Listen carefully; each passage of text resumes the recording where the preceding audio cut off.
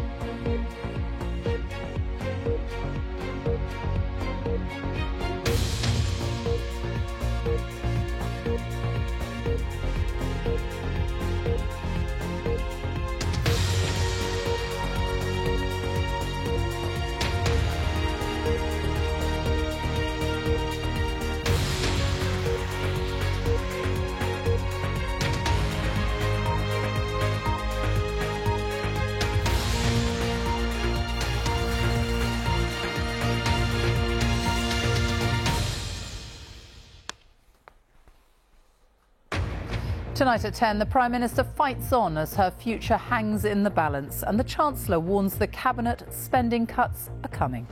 As ministers are told to find savings in their departments, even the pledge to ensure pensions rise in line with inflation is now in question.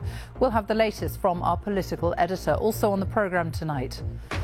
The family is raising fresh concerns over maternity care at a hospital trust, despite an independent inquiry into what went wrong over a decade. Somalia's drought, the worst for 40 years. The UN warns of the threat to children's lives. It started as the British Broadcasting Company with just 4 employees. Today, the BBC is 100 years old. And celebrating the best of British and Irish music, we reveal the winner of the prestigious Mercury Prize. And coming up in the sports on the BBC News channel in just under an hour, we'll have all the action from the Premier League tonight as Wolves and Palace go head-to-head, while Brighton host Nottingham Forest. Right place, right time.